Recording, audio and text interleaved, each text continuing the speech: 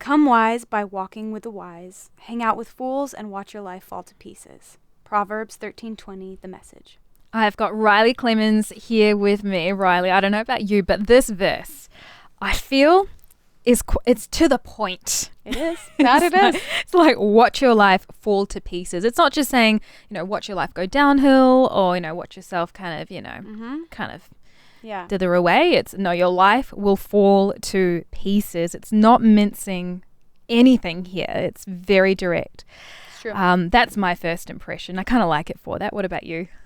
My first impression of it is it makes me a little uncomfortable. It's one of those where I think, man, sometimes scripture hits you in a way that's like, ooh, okay, all right, okay, I hear you, God, I hear you, God. And I used to feel very afraid of that feeling, but now I think I've learned to embrace it a bit more. God's word is very intentional, and this is one of those verses that, based on my experience, is relatable to a broad variety of people. I heard this verse, I'm sure I'd heard it previous to this, but the first time I remember writing it down and memorizing it was in the 6th grade. I had a literature teacher. Again, I went to a Christian school, so we were able to read from the Bible and talk about the Bible. Huge gift, huge blessing. But I remember hearing this verse, walk with the wise, you'll be walk with fools, you'll be fool. The simplicity of, when you do this, this happens. When you do this, this happens.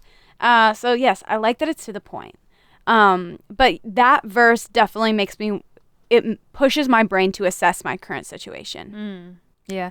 And you mentioned something interesting before. You said there was a time when those verses that kind of made you assess, made you stop and think, you now embrace that instead of being as sort of, I suppose, reactionary maybe around those sorts of verses. So, I mean, how does one do that? How does one embrace a verse that kind of makes you go, that makes me feel a bit uncomfortable? Everyone has different ways, I think, of doing that. How would you embrace a verse that challenges you? I have discovered of myself, I am a true perfectionist. And when I feel like I am not perfect, that makes me very uncomfortable.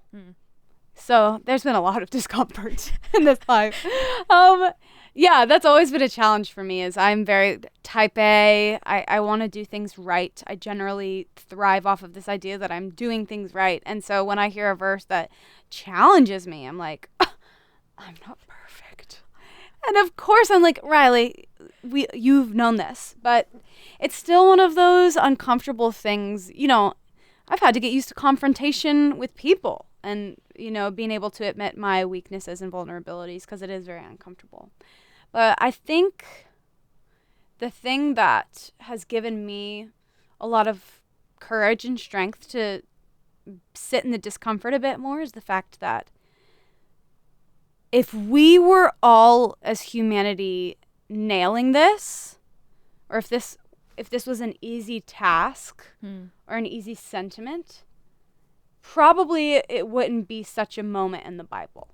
It is intentionally put in the Bible because God knew that this is something that we struggle with. And there's a difference. I mean, I go back to, not all my friends are Christians. And yes, is that sometimes challenging? Of course. But there's a difference, I believe, between,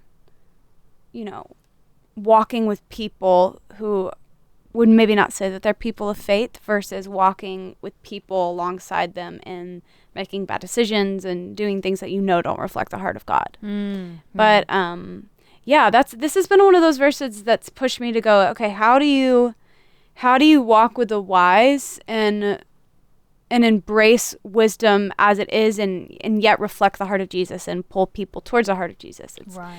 I'm learning, Yeah, I love how you said that there's different ways of walking alongside people. And I think it's access. I think that's the difference, is you can walk beside someone and be with them. But I think when you start living out according to the way they live their life and the values that they have, you've given them access. And I remember going through a time in my life where I had mentors and people who would walk alongside me, and they were amazing, but they didn't ask me for advice on what, on what they should do with their mortgage and all those sorts of things. Because it was one way. It was a beautiful relationship, but there was definitely a boundary of access there. Yep. And I think that's something to consider when unpacking this verse as well. Like, well, you might be thinking to yourself listening, I walk with the wise, but are you actually accessing their wisdom?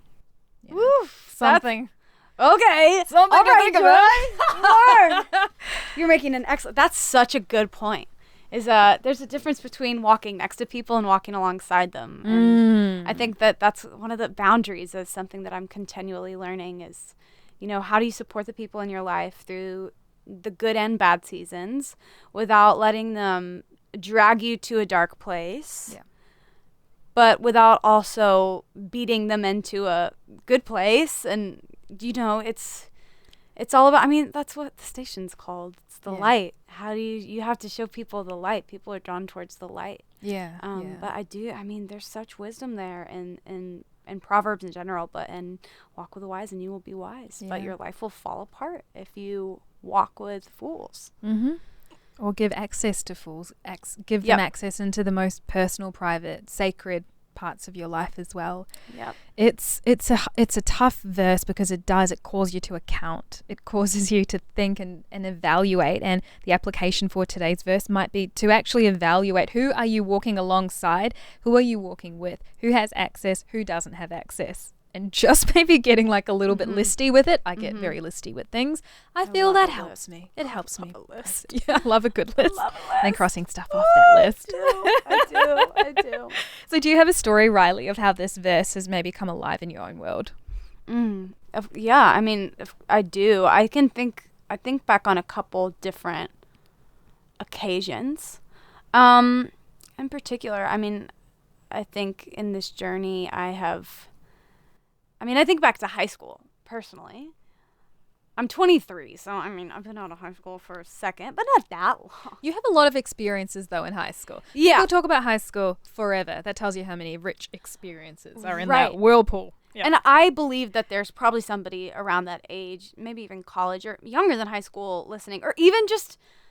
I still deal with these things today in terms of wanting community, wanting to make friends, but you're never going to align with everybody's beliefs totally. But I look back on high school years and what it meant to want to fit in and want to be friends with people, but also how to have boundaries and, deciding that I wanted to live my life a certain way and that I wanted to keep certain things sacred and all of that stuff. But I think about that in particular.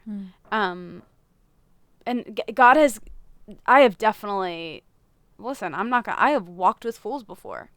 That's the honest truth. Haven't we all? Yeah.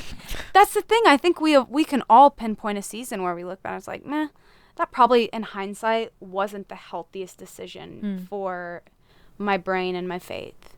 Yet there are lessons to be learned from it, and I do think that walking through those seasons of seeing, just like the toxicity of social media and seeing how being on social media too much is toxic for your brain and your faith. Same way with people.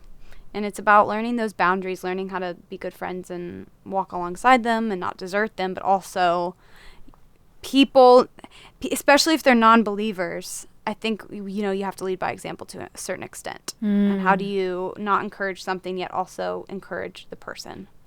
Yeah. And if you're listening and you're thinking, well, that sounds like a lot to do, it's a lot to process, I think a really great way to simplify it for me is Jesus walked this. He modeled this. He had circles of influence and he had the disciples who were close to him, and then he had a couple within the disciples who were super close to him. He had his family circle. He had the crowds. So if you're struggling with all of this, go to the best example. Jesus modeled this. He lived this. So read the Gospels because he was so good at walking alongside, walking with, and knowing his circles. That is so real. And yet he was also so intentional. I look back at the story of the woman at the well. Yeah. Samaritan woman. Jesus approached a woman of mixed race who typically Jews didn't associate with at the time. And she had a history that was imperfect and messy. And yet he was the one that approached her at the well and told her that he was the living water. And from there, she told her community about Jesus. That's right. And she led people who were walking foolishly to walk wisely. And I think that's the other thing, too. Just because you're a fool doesn't mean you'll always be a fool. Oh. You know? I've gone through so many times in my life where I'm like, that was foolish. That's honest, though. Love that, though. Hey, maybe you're feeling a little bit foolish and you're listening. Love that. Such a great encouragement. Just because maybe you've walked that doesn't mean you have to stay there. So good. It's been such a great chat, Riley. And you're going to be wrapping up the week with us on the Everyday Joy podcast tomorrow. I'm so excited. We're going to be diving into another verse in Proverbs. And if you'd like to get in early, check out Proverbs chapter 12. We'll be picking a verse from there. Riley, I'll catch up again tomorrow. See you tomorrow.